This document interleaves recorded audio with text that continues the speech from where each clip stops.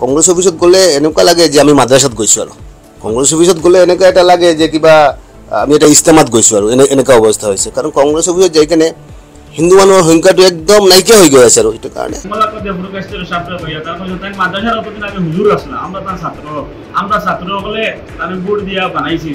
আজকে উনি কাটিগড়াতে নিজের মাটি শক্ত করার জন্য এই মূলক পালট কথাগুলো বলছেন। এত বড় জঘন্য কথা তিনি বললেন কিভাবে? আজকে সেই কংগ্রেস অফিসে কংগ্রেস থেকে তিনি তিনবার বিধায়ক হয়েছে। কংগ্রেস অফিসে গেলে কোনো মাদ্রাসা কিংবা ইস্তেমা মনে হয়। উত্তর করিমগঞ্জের বিধায়ক কমলাক্ষ দে পুরকায়স্থের এমন বিতর্কিত মন্তব্যের বিরুদ্ধে বেজায় চটেছে করিমগঞ্জ জেলা কংগ্রেসের বিভিন্ন স্তরের কর্মকর্তারা। জেলা কংগ্রেসের কর্মকর্তাদের প্রতিক্রিয়া জানার আগে একবার শুনে নেব কি বলেছেন কমলাক্ষ দে পুরকায়স্থ। কিন্তু মই ভাবো যে কংগ্রেসের যেটো পজিশন হয়েছে, কংগ্রেসের যেটো মেন্টালিটি হয়েছে, যেটো মানসিকতা হয়েছে, এইটো মানসিকতায় এইবোৰো যাই কেনে হেৰিয়া নকৰে কাৰণ কংগ্ৰেছ অফিসত গ'লে এনেকুৱা লাগে যে আমি মাদ্ৰাসাত গৈছোঁ আৰু কংগ্ৰেছ অফিসত গ'লে এনেকুৱা এটা লাগে যে কিবা আমি এটা ইস্তেমাত গৈছোঁ আৰু এনেকুৱা অৱস্থা হৈছে কাৰণ কংগ্ৰেছ অফিসত যাই কেনে হিন্দু মানুহৰ সংখ্যাটো একদম নাইকিয়া হৈ গৈ আছে আৰু এইটো কাৰণে আজিৰ দিনত যেটো পৰিৱেশ হৈছে এই পৰিৱেশত কোনে কংগ্ৰেছ কৰিব আৰু কংগ্ৰেছ কৰাৰ কোনো মানুহৰ কোনো মেন্টালিটি বা মই দেখা নাই আৰু মানুহক। আপোনাৰ মুৰ্দাবাদ কেতিয়া দিব? যেতিয়া আপোনাৰ জিন্দাবাদ থাকিব তেতিয়াই মুৰ্দাবাদ হ'ব। হা, জিন্দাবাদ নাথাকে যদি মুৰ্দাবাদ নহয় আৰু কিবা সাধাৰণ মানুহৰ কিবা মুৰ্দাবাদ দিয়ে নেকি? মানুহ মুৰ্দাবাদ তাৰে দিব যাৰ জিন্দাবাদ আছে। জিন্দাবাদ থাকিব, মুৰ্দাবাদ হ'ব আৰু 2-4জন মানুহৰ কাৰণে পুৰা সমষ্টিৰ মানুহ ঝগৰীয়া নহয়। এইবিলাক সময়ৰ কথা সময় চোৱা যাব আৰু কি হয়। সদ্য দিশপুরে সাংবাদিকদের সঙ্গে কথা বলার সময় কাটিগড়ায় তার উপর হামলা ও পরে পলায়নের প্রসঙ্গে বলতে গিয়ে কংগ্রেসকে নিয়ে এমনই বিতর্কিত মন্তব্য করে বসেন কংগ্রেস থেকে বিধায়ক নির্বাচিত হওয়া কমলাক্ষ দে পুরকায়স্থ। গত লোকসভা ভোটের প্রাক মুহূর্তে রাজ্য ও কেন্দ্রের ক্ষমতাসীন বিজেপির মোহে পড়েছেন কমলাক্ষ। তার এই বিতর্কিত মন্তব্যের বিরুদ্ধে ক্ষেপে ফুলে উঠেছেন জেলা কংগ্রেসের বিভিন্ন পদাধিকারীরা। কংগ্রেস অফিসগুলো নাকি এখন মাদ্রাসায় পরিণত হয়ে গেছে, আর শুধু মাদ্রাসাই নয়, কংগ্রেস অফিসে গেলে নাকি ইস্তেমা মনে হয়। তিনবার উল্লেখযোগ্য সংখ্যক মুসলিম ভোটে বিধায়ক নির্বাচিত হওয়া কমলাক্ষের এমন আপত্তিকর মন্তব্যে করিমগঞ্জ জেলার সংখ্যালঘু মহলে বিরূপ প্রতিক্রিয়ার সৃষ্টি হয়েছে। বিশেষ করে খেপেছেন কমলাক্ষ ঘনিষ্ঠ কংগ্রেসের সংখ্যালঘুরাই। কমলাক্ষ ঘনিষ্ঠ হিসাবে পরিচিত আসান চৌধুরী পাল্টা তুপ দেখে বলেন, তাহলে কি উনি আগে মাদ্রাসার শিক্ষক ছিলেন? তারা তো সেই শিক্ষকের ছাত্র, তাকে জেতাতে সংখ্যালঘুদের ভোট ম্যানেজ করেছিলেন। অন্তত এই কার্যকাল চলাকালীন সময়ে এমন মন্তব্য মোটেই মেনে নেওয়া যায় না।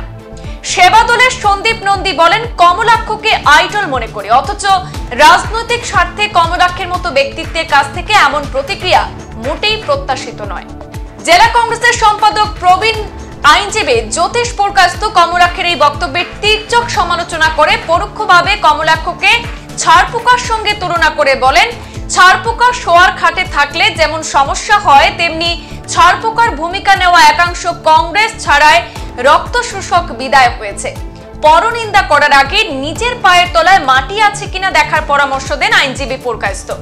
কমলাক্ষের বক্তব্যের বিরুদ্ধে খুব উগরে দেন করিমগঞ্জ শহর ব্লক কংগ্রেসের সভাপতি তাপস পুরকায়স্থ।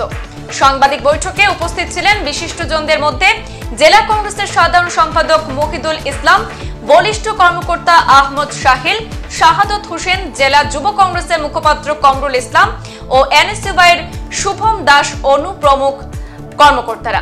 আমাদের হাতে কমলাক্ষের বিতর্ক মন্তব্যের বিরুদ্ধে একাধিক প্রতিক্রিয়া রয়েছে, শুনে নেব তাদের এক একজনের মন্তব্য। শরীরে তাপ যখন বেশি হয়ে যায়, ভারসাম্য শরীরে নষ্ট হয়ে যায়, তখনই প্রলাপ বকতে পারে, প্রলাপ বকতে। কিন্তু ফ্যাকচুয়াল ডাটাটা কি? ফ্যাকচুয়াল ডাটা বলছে ভারতবর্ষে রাম ভক্তরা ধরাধারী হয়ে গেছে অযোধ্যাতে, বদ্রীনাথে। ফ্যাকচুয়াল ডাটা বলছে কেরলে এই বিপর্যয়ের পর রাহুল গান্ধী এবং প্রিয়াঙ্কা গান্ধী কেরলে চলে গেছে, আর মোদিজিকে আমরা দেখতে পাচ্ছি না কেরলে। মোদিজিও তাহলে ফ্যাকচুয়াল ডাটাটা হচ্ছে যে উনি যে কথাটা বলছেন সেই কথাটা তার ভারতবর্ষের এই যে মানচিত্রে মানাচ্ছে না। তিনি যখন ছিলেন কংগ্রেসে তখন ওনার নাম ছিল 108 কমল কাকু, উনি ভুলে গেছেন সে কথা। গ্রামের মানুষ, মুসলিম মানুষরা বিশেষ করে কমলা কাকু বলতো, 108 বলতো। আর আজকে করিমগঞ্জ শহরের রাস্তা দিয়ে চলা যায় না, নীলমণি রোড, আমার স্টিমার ঘাট রোড, মেইন রোড, গভর্নমেন্ট স্কুলের সামনে, সেন্ট্রাল স্কুলের সামনে, প্রত্যেকটা জায়গাতে যে কোনো মুহূর্তে ভয়ানক বিপদ হতে পারে, অ্যাক্সিডেন্ট হতে পারে। মানুষ যানটাকে হাতে নিয়ে চলে।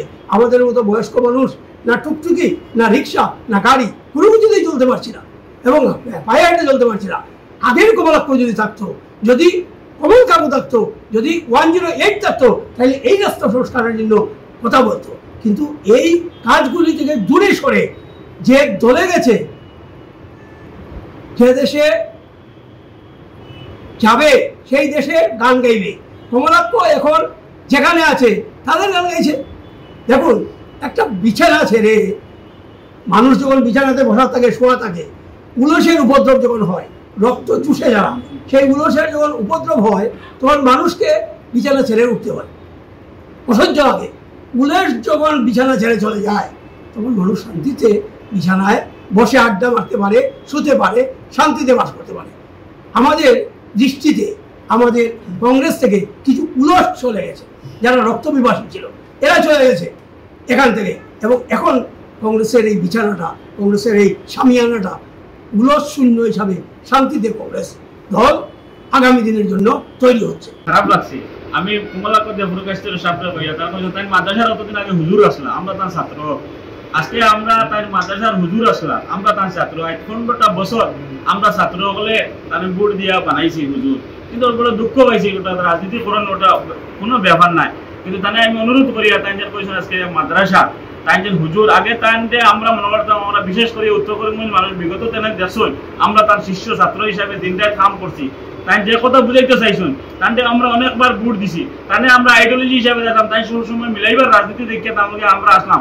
আজকে গ্রামের থেকে গড়তেই বাইরে এলে মানুষ এখন আমরা প্রশ্ন করে, তাহলে আমি অনুরোধ করুন যে না, আপনি যে স্কুলে যাইরা, যে মাদ্রাসায় অতদিন হুজুর আসলা, হুজুর সারিয়া এখন যে কথা কইতরা ইস্তেমার, তাই না আমরা ভাবলাম তাই আগে ইস্তেমার আমির আসলানি, আজ 15টা বছর তার ইস্তেমার আমির আসলা, আমির হিসাবে কাজ করিয়া গেছেন, আমরাও তার লগে আসলাম। কিন্তু আমরা রাজনীতিটা করছি না, আমরা তানে রাজ আসলাম তাই একটা রাজনীতি করতে ভারতের জাতীয় কংগ্রেস সারারে মিলাইবার যে রাজনীতি করতে আমরা অনেকবার 3টা টার্ম 15 বছর তার লগে আমরা শিষ্য হিসাবে, তার আমরা ছাত্র হিসাবে রাজনীতি করছি। এখনো আমরা তার ছাত্র আছি, অস্বীকার করে লাভ নাই। তাই যে প্ল্যাটফর্মে দায়িত্রা, তাই যে জায়গা গিয়ে দাঁড়াইয়া কইরা, আমি তাই অনুরোধ করবো আপনি আর আমরা এই টার্মটা শেষ হওয়ার পরে আপনি এই কথাগুলো কইলে আপনার শোভা পাইব। যদি আপনার খোয়ার থাকে এই কারণ আপনি যে হুজুর আসলা, যে ছাত্র আসলা, যে মাদ্রাসার অতদিন হুজুর আসলা, যে ইস্তেমার আমির সাহেব আসলা, ওটা আপনি রিজাইন দিয়ে আপনি এই জায়গা গিয়ে আপনার প্ল্যাটফর্মে কথা কন, তখন আপনার কথা কওয়ার অধিকার নাই। আজকে 15টা বছর আমরা গ্রামের শহরের মানুষে সবে মিলিয়ে আমরা রাজনীতি করছি। বিশেষ করিয়া উত্তর করিমগঞ্জে যে রাজনীতি আসলো, সমগ্র আসামের মাঝে একটা চিন্তা আসলো যে না, একটা কর্মদক্ষ হিসাবে তাহলে আমরা ভোট দিয়ে বানাইছিলাম। আজকে আমরা মানুষের প্রশ্ন করে যে আজকে এই জবাবটা আমরা দেওয়া লাগে করতেই বেরিয়া, তাহলে আমরা অনুরোধ করবো। তাই ভাবছিলাম যে আজকে ডেভেলপ হইব আমরা উত্তর করিমগঞ্জ, আজকে শহরের ডেভেলপ হইব, গ্রামের হইব।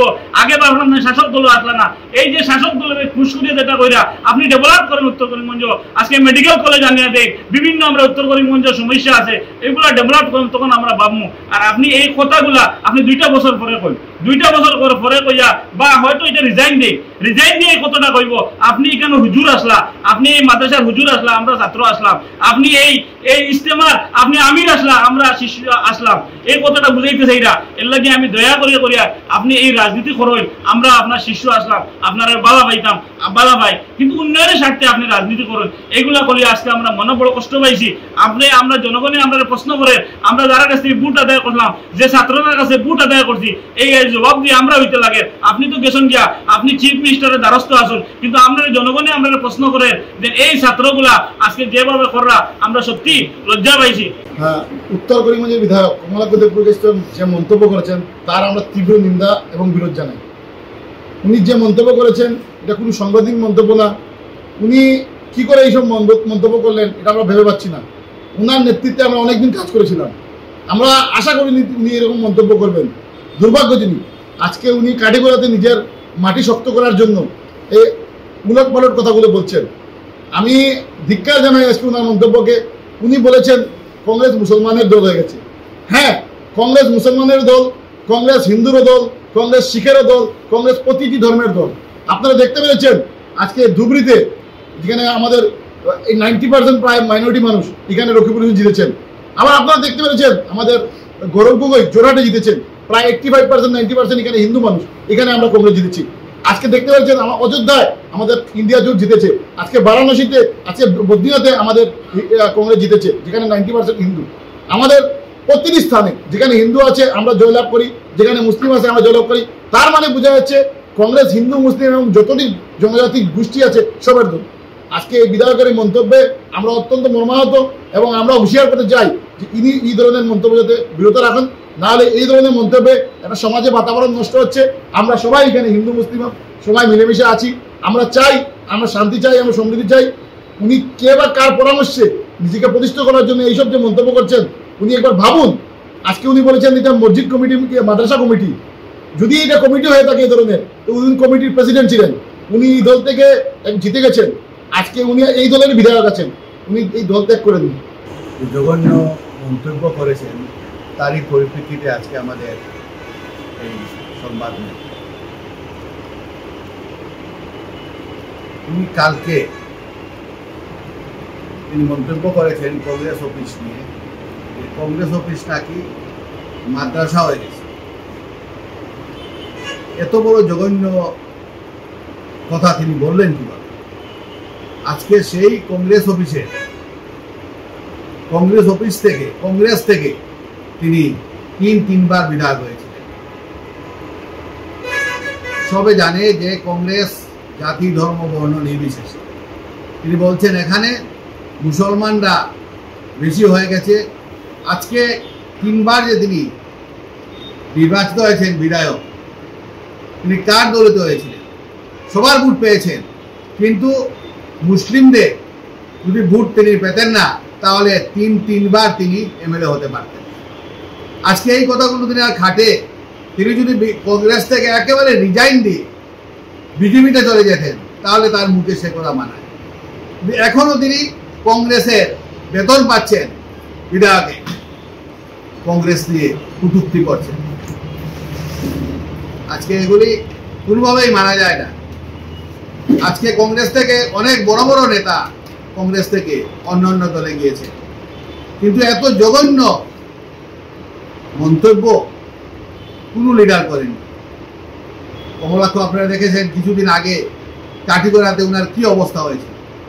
কাঠিগড়াতে ওনাকে মুর্দাবাদ ধ্বনি দেওয়া হয়েছে, তারপর দিশে না পেয়ে তিনি গাড়িতে উঠে তিনি চলে গেছেন, গিয়ে আজকে করিমগঞ্জে এসব মন্তব্য। সেটা ওনার কিছু না, একটা ভীম নদী ধরে